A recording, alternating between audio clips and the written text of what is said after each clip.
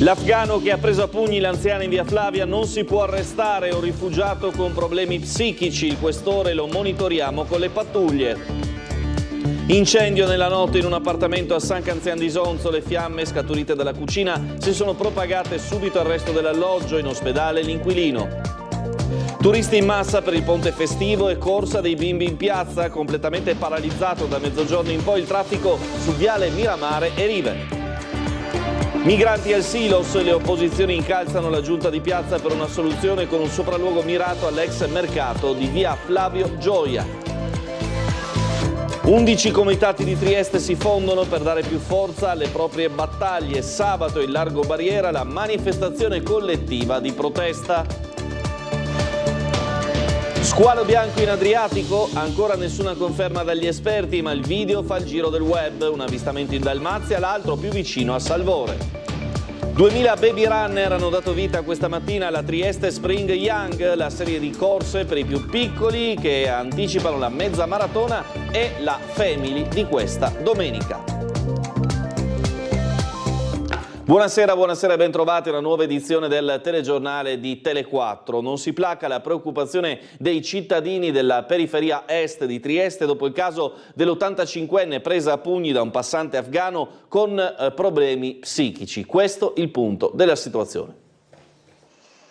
Resta sotto il monitoraggio quotidiano della polizia, ma non può essere arrestato né ristretto al CPR di Gradisca. È la condizione del tutto complessa che si trova ad affrontare la questura di Trieste per il caso dell'afgano affetto da disturbi psichici che ha aggredito un 85enne triestina all'angolo fra via Flavia e via Benussi, sferrandole un pugno in faccia e ferendola gravemente. Una vicenda, quella successa martedì mattina, che ha scioccato l'intera città, in primis il figlio della donna che aveva parlato così in diretta ai nostri microfoni.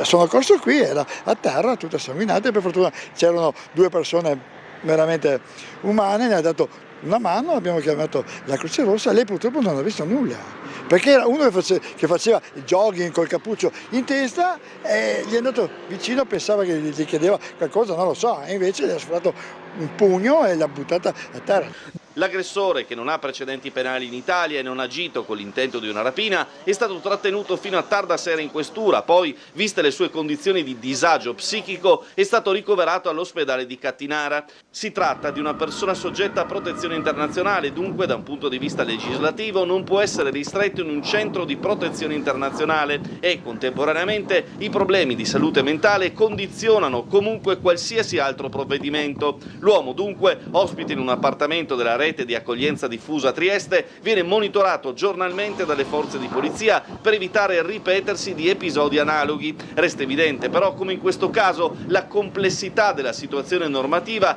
renda quanto mai complicata l'azione della polizia che, considerando anche l'allarme sociale che la vicenda ha suscitato, sta facendo tutto il possibile per tutelare la popolazione. Incendio nella notte in un appartamento di San Canzian d'Isonzo, le fiamme scaturite dalla cucina si sono propagate al resto dell'alloggio in breve. In ospedale l'inquilino dell'abitazione stessa. Sul posto per noi Umberto Bosazzi.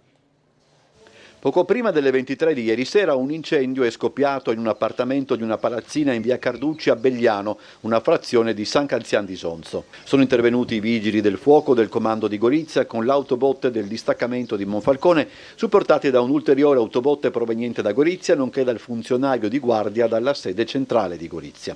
Al loro arrivo hanno trovato già in strada l'uomo che vive nell'appartamento interessato dall'incendio, partito dalla cucina e propagatosi nelle altre stanze. L'uomo è stato portato in ospedale per i controlli e le cure del caso. I vigili del fuoco hanno verificato subito quante persone ancora si trovassero all'interno dello stabile ed hanno pertanto evacuato temporaneamente gli unici due inquilini presenti. Inoltre i pompieri hanno evitato che le fiamme interessassero altri alloggi del condominio, evacuato i fumi e verificato che all'interno della palazzina non vi fossero residui dei gas prodotti dalla combustione e che l'aria fosse respirabile. Al termine delle operazioni gli inquilini temporaneamente evacuati hanno potuto rientrare nei propri appartamenti. Le cause dell'incendio sono al vaglio degli inquirenti. La Polizia di Stato indaga per quanto di competenza.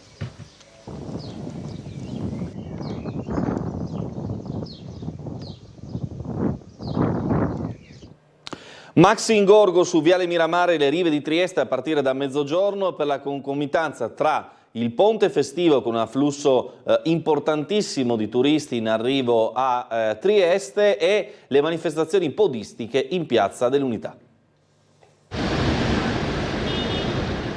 Viale Miramare da Barco la stazione, rive fino tutto il waterfront cittadino bloccati da mezzogiorno in poi per 2 ore almeno. Il flusso enorme di turisti per il ponte festivo si è sommato ai 2000 bambini che hanno disputato in Piazza Unità la Trieste Spring Young, con al seguito altrettanti genitori e parenti e naturalmente autoveicoli parcheggiati. Dunque un vero e proprio ingorgo che ha costretto molti ad attendere in coda. Nel senso che purtroppo c'è una grande affluenza di turisti che giungono del Viale Miramare, arrivano su Corso Cavour, abbiamo la problematica del molo quarto inteso come parcheggio di superficie che è congestionato in quanto pieno e perciò poi dirigono passando di fronte a Piazza Unità d'Italia su Mercato Vecchio, dirigendo verso Via del Teatro Romano dove abbiamo un altro parcheggio, quello sottoterra, e che anche quello è congestionato. Adesso siamo sul posto per cercare di regolarizzare la situazione, ma ben poco si può fare perché c'è una grandissima affluenza di turisti e i parcheggi purtroppo sono quelli che sono, insomma. Allora, altra notizia di servizio sul fronte stradale, quella che riguarda la cosiddetta camionale via Brigata Casale, ancora chiusa dallo scorso 30 aprile tra Erta Sant'Anna e via Suppan. A causare questo stop dell'arteria stradale è stato lo sversamento di cloruro ferrico da parte di un mezzo pesante sul manto stradale. Le operazioni per il ripristino sono molto più complicate del previsto, c'è voluto l'intervento di una ditta specializzata che sta ancora operando. Sono previste però delle deroghe in discesa e per i frontisti diretti in via Monte Coglians in salita di Raute qui in salita, quindi insomma fate attenzione perché quel tratto di strada rimane al momento chiuso, vedremo domani se appunto si potrà riaprire. La politica opposizione di centrosinistra nuovamente all'attacco della giunta comunale sulla situazione del Silos e sul possibile sito alternativo per ospitare i migranti. In particolare si torna a parlare del vecchio mercato di via Flavio Gioia accanto alla stazione. Laura Bucarella. Risale al 18 marzo scorso la richiesta delle opposizioni in Consiglio Comunale di un sopralluogo all'ex mercato della stazione di via Flavio Gioia, indicato come possibile soluzione alternativa per ospitare i migranti tuttora presenti all'interno del Silos, nelle ormai ben note condizioni di degrado. Non avendo ancora ricevuto una risposta, i gruppi consiglieri di minoranza sollecitano dunque la quarta commissione e il suo presidente Giorgi, così come il presidente del Consiglio Panteca, a mettere in calendario la riunione. In caso contrario si rivolgerà alla Regione. Da 1 mese e mezzo non abbiamo notizie di questo sopralluogo che da regolamento si sarebbe dovuto ottenere entro 5 giorni dalla richiesta di sopralluogo stessa. Lo consideriamo un fatto grave, l'ennesimo che viola il nostro diritto dovere di consiglieri di svolgere attività ispettive, di controllo ma anche di proposta per risolvere i problemi della città. Oggi denunciamo pubblicamente questo ritardo, se non avremo ulteriori risposte ci rivolgeremo anche a chi di competenza per svolgere il suo compito di potere sostitutivo. I capigruppo Riccardo Laterza di Adesso Trieste, Giovanni Barbo del PD, Alessandra Ricchetti del Movimento 5 Stelle, assente giustificato Paolo Altin della lista Russo Punto Franco, ritengono urgente trovare una soluzione alternativa al Silos, anche nella prospettiva di un suo sgombero che potrebbe avvenire a breve. Si continuano sostanzialmente a non dare risposte, in questo caso con l'aggravante del fatto che c'è di mezzo la vita e la condizione dignitosa di centinaia di persone. La Giunta continua a non rispondere, non risponde su questo come su altri temi. In questo caso noi abbiamo la sensazione che lo faccia anche per calcolo politico, soprattutto di un partito che in passato ha dimostrato di voler speculare sulla questione. A tutt'oggi mancano le alternative, se si facesse uno sgombro di fatto dove metteremo le persone, ma una soluzione va trovata in questa location perché qui arrivano le persone, anche perché qui la stazione non è che puoi spostare la stazione. Però questa giunta è una giunta incapace di rispettare le scadenze. 11 comitati triestini si sono uniti per far sentire con più forza la propria voce. Nasce così la rete dei comitati Trieste, al cui interno ci sono comitati rionali, come quelli di San Giacomo e San Giovanni, ma anche il comitato per la difesa della sanità pubblica e quello contro l'ovovia. Bernardo Gulotta. Applicando il concetto l'unione fa la forza, 11 comitati triestini hanno dato vita alla rete dei comitati, un unico ombrello sotto il quale si sono avvicinate sensibilità come quelle sorte contro l'abbattimento della pineta di Cattinara o in difesa della sanità pubblica, o ancora il collettivo Nessuna Ovovia, nome che non ha bisogno di spiegazioni sugli intenti. Tutti i gruppi accomunati dal malcontento nei confronti dell'amministrazione comunale, che a loro detta non accoglie le istanze presentate e poco o nulla sta facendo per andare incontro alle diverse esigenze. Tutti i rioni, quartieri in questi ultimi anni stanno sorgendo una serie di comitati perché chi guida la città non ascolta sufficientemente i bisogni reali delle persone, e quindi abbiamo deciso di mettersi in rete per essere più forti, efficaci e per promuovere iniziative comuni. Trasversalmente ci sono dei temi che ci toccano a tutti: sanità, le scuole, l'ambiente, lo spazio pubblico, e crediamo che sia doveroso metterci insieme. Allora è un dovere per il comune ascoltarci, ma è anche un dovere nostro stare insieme. La rete dei comitati porterà in Largo Barriera sabato 4 maggio dalle 9 alle 13 tutti questi contenuti in un evento dal titolo La città che vogliamo, e provenienti dal comitato Insieme San Giacomo, Campo Libero Rete Solidale San Giacomo, Maddalena Vive, Coordinamento Salviamo il Burlo e la Pineta di Cattinara, Comitato Spontaneo per la Pineta di Cattinara, Collettivo Nessuna Ovovia, Comitato per il Giardino di San Michele, Comitato La Qualità della Via, Comitato di Partecipazione per i Consultori Familiari, Comitato di San Giovanni e dal Coordinamento per la Difesa della Sanità Pubblica a Trieste. Ci sarà anche un momento pubblico alle 10:30 in cui abbiamo invitato un esperto di progettazione partecipata, Vid Tatnik, che ci parlerà di budget partecipativo, processi decisionali dal basso, che sono buone pratiche applicate nel comune di Capodistria, che noi vorremmo che venissero portate anche a Trieste. Ci teniamo a che la gente venga a partecipare insieme, a creare un momento di condivisione e provare a cambiare quello che ci tocca, che ci affetta, non lamentarci soltanto. Allora, non è mancata una coda polemica alla manifestazione nazionale del 1° maggio a Monfalcone. Il sindaco Anna Maria Cisinta ha dialogato con CISL e UIL, ma ha sollevato una protesta per le parole del segretario della CGIL Landini. Sentiamo. Confrontiamoci, non illustrateci, confrontiamoci. Un 1° maggio con al centro i temi degli appalti, del precariato, della sicurezza. In occasione della manifestazione nazionale che ha avuto luogo a Monfalcone, il sindaco Cisinta ha incontrato i segretari di CISL e UIL, Sbarra e Bombardieri, con i quali ha avviato una discussione proficua su una piattaforma in merito alla revisione del sistema produttivo, al subappalto, al tema della sicurezza legata anche al rischio amianto. Non c'è stato invece un punto di incontro col segretario della CGIL Landini, il cui intervento è stato giudicato dal sindaco ideologico. Una società fondata sullo sfruttamento del lavoro e sulla precarietà del lavoro, e allora abbiamo bisogno di cambiarla questa situazione, e voglio dirlo proprio qui a Monfalcone.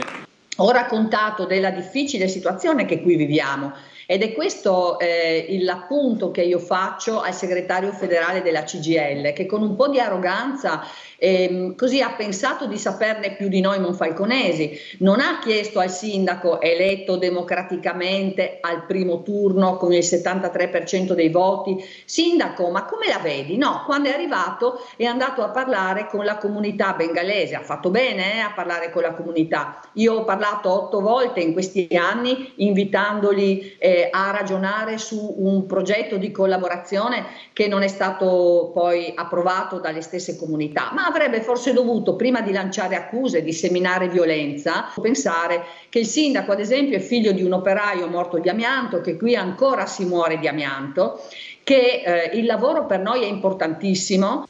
Cisinta non ha gradito neppure la definizione di città degli immigrati e di Fincantieri pronunciata da una funzionaria sempre della CGIL.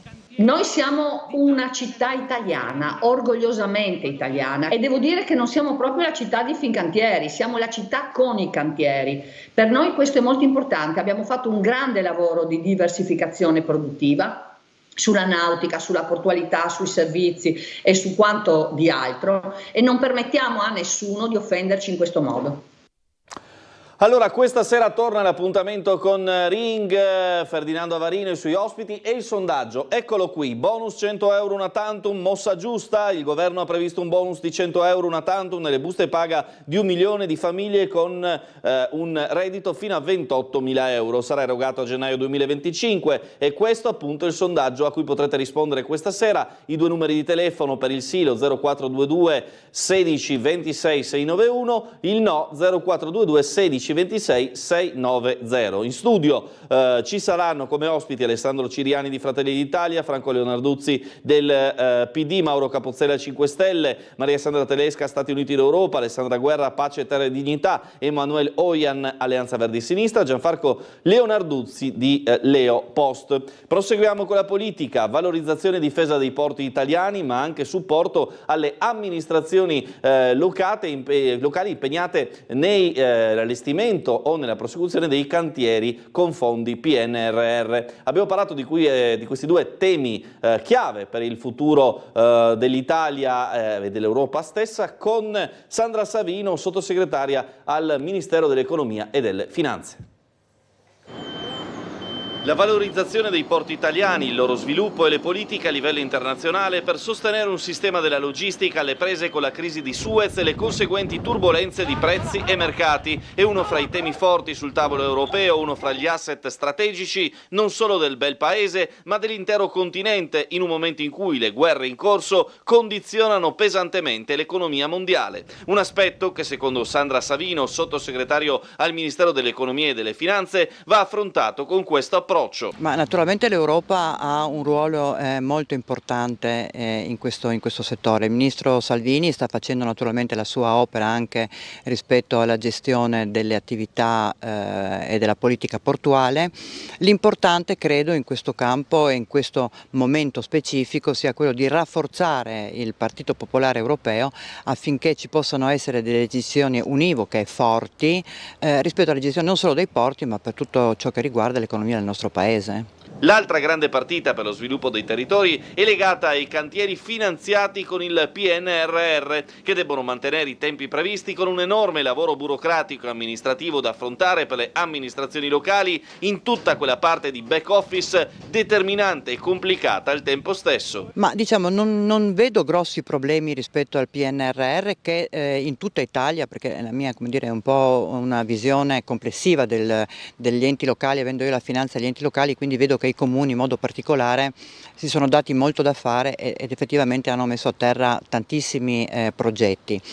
Il ruolo del governo in questo caso è quello di andare a potenziare le strutture amministrative che di questo si occupano, perché probabilmente paghiamo un po' lo scotto del famoso turnover bloccato a suo tempo, perciò i comuni devono essere dotati di figure importanti per poter mettere poi proprio a terra i progetti previsti all'interno del programma del PNRR.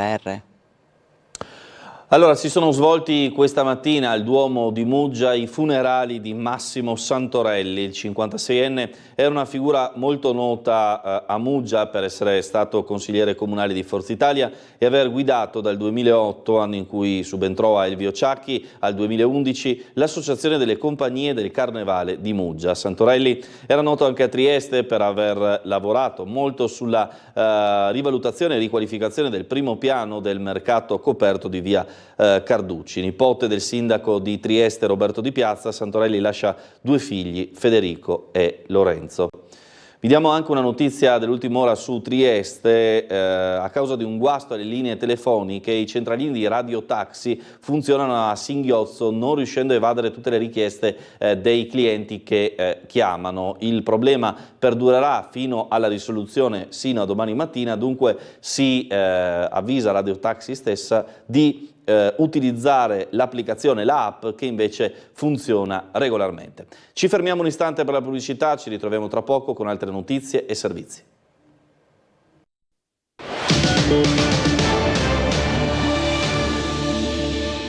Bentrovati in diretta su Tele4. Il vice premier e ministro degli esteri Antonio Tajani sarà anche a Gorizia nell'ambito dell'edizione 2024 del Festival del Cambiamento. Il giorno dopo, sempre a Gorizia, arriverà l'ex premier ed ex presidente dell'Unione Europea Romano Prodi, che il 9 maggio presenzierà oltre confine alla cerimonia per il 20° anniversario dell'ingresso della Slovenia nell'Unione Europea. Importanti presenze istituzionali a Gorizia la prossima settimana. Si parte con il vicepresidente del Consiglio, che sarà impegnato in una serie di incontri di carattere economico nell'ambito di una collaudata manifestazione organizzata dalla Camera di Commercio della Venezia Giulia. Il 7 maggio sarà qui a Gorizia il vice premier Antonio Tajani, ministro degli esteri della cooperazione internazionale, e ci incontreremo qui con operatori, con stakeholder, dopodiché alle 14:30 parteciperà invece al festival, alla giornata goriziana del Festival del Cambiamento, 6 maggio a Trieste, 7 maggio a Gorizia, promosso dall'ente camerale della Venezia Giulia insieme a European House Ambrosetti. Il giorno dopo sarà a Gorizia l'ex premier ed ex presidente dell'Unione Europea Romano Prodi. Insieme a Romano Prodi e al presidente Prodi presenteremo alle 18:30 in borgo a San Rocco il libro postumo di Demetrio Volcic, già presentato a Gorizia fugacemente prima e a Trieste, e all'indomani alle 10 sarà ospite ufficialmente sempre il presidente Prodi della nostra amministrazione, ci saranno sempre degli incontri, e poi alle 11:30 dovrà recarsi a Nuova Gorizia perché sarà una giornata topica per la Slovenia.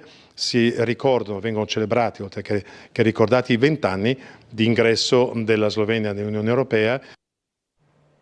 Cambiamo decisamente pagina. Uno squalo bianco in Adriatico, si è scatenato il tam tam via social dopo un paio di avvistamenti in acque croate. Uno alcune settimane fa a largo di Salvore in Croazia, ma di fatto all'imboccatura del Golfo di Trieste. Il secondo con tanto di video a largo di Sabbioncello in Dalmazia. Vediamo.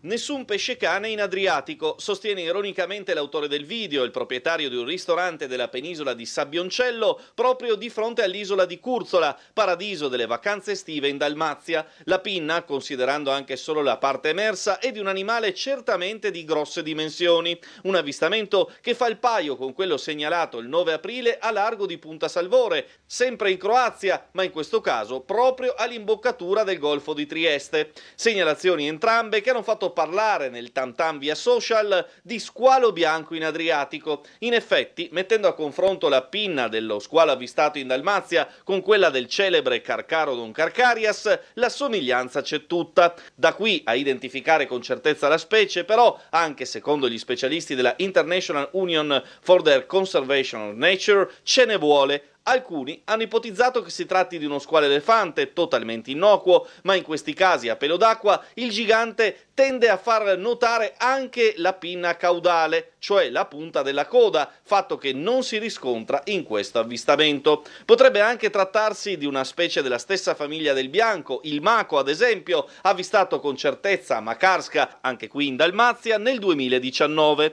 Ma pure la presenza del bianco sarebbe comunque qualcosa di coerente con il mare Adriatico, che un tempo di Cagnazze o Cagnasse, a seconda del dialetto, ne ospitava bizzeffe, per poi vederle quasi scomparire a seguito della drastica riduzione dei branchi di tonni e della loro uccisione indiscriminata. Quanto ad altri squali abituali come la verdesca o il volpe, anche negli ultimi anni sulla nostra emittente, di video ne abbiamo visti molti. È più lungo della barca? Ma non bisogna aver timore, perché si tratta innanzitutto di un segnale di salute dei nostri mari. Grande entusiasmo oggi in Piazza dell'Unità per la Trieste Spring Young. Queste sono cariche. 3, 2, 1. C'è chi correndo ha perso il cappello, chi ai nastri di partenza non si è accorto dello start ed è partito in ritardo, chi ha dato tutto per arrivare primo, chi ancora ha proseguito anche dopo l'arrivo.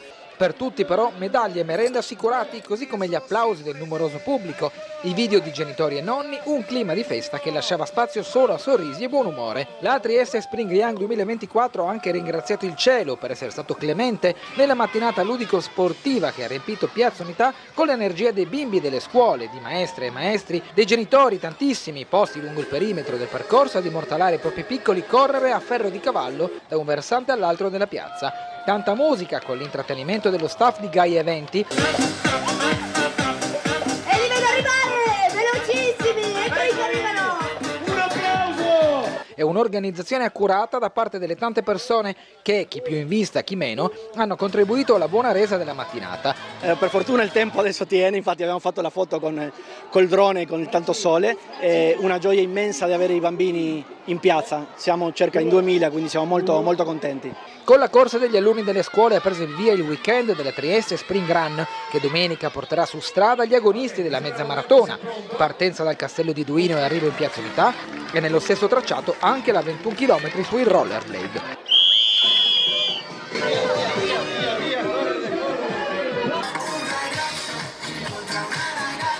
Ci sarà la novità della staffetta solidale, con squadre da 3 persone di corsa, ognuno con il proprio ritmo, fra Miramare e Piazza Unità, nello stesso tracciato della Bavisela Family Run, l'evento che anche quest'anno chiamerà a raccolta oltre 6.000 persone per il lungomare barcolano, permettendo a tutti di passare una mattinata di spensieratezza, passeggiando, correndo o fermandosi per un cin-cin in un contesto allegro e colorato, nel segno dell'inclusione e del rispetto per l'ambiente.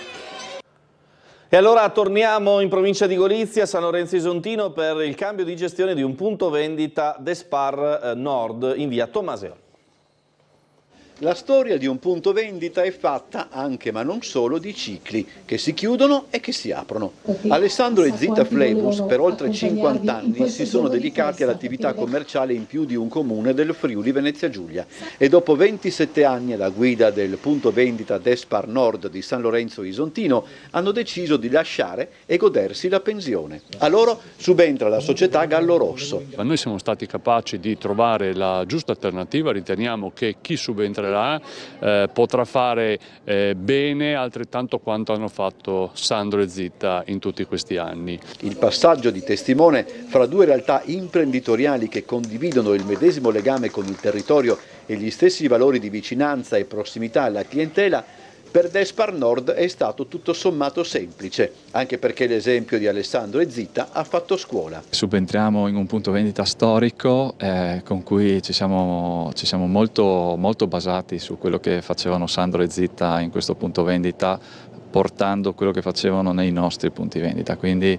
oggi siamo qua con idee nuove e cercheremo di rilanciare il punto vendita come si merita. Gallo Rosso in ogni caso raccoglierà sì l'eredità di chi lo ha preceduto, ma guarderà anche avanti, giacché con la collaborazione dei clienti un punto vendita come quello di San Lorenzo Isontino, riferimento per la comunità locale, riesce a guardare al futuro e perché no a programmarlo. Innovare significa ascoltare le esigenze dei clienti fondamentalmente, e quindi le esigenze e i bisogni, e cercare quindi di andare nel mercato e portare a disposizione della clientela quello che può essere appunto la novità, cercando di dare appunto qualità, servizio e novità soprattutto. Le persone, i dipendenti di questo punto vendita rimangono confermati tutti e quindi le 9 persone che c'erano sono ancora presenti e saranno sempre loro a dare il saluto, il buongiorno ai clienti che ormai li conoscono da sempre. È tutto per quanto riguarda il telegiornale di questa sera, restate con noi, restate su Tele4.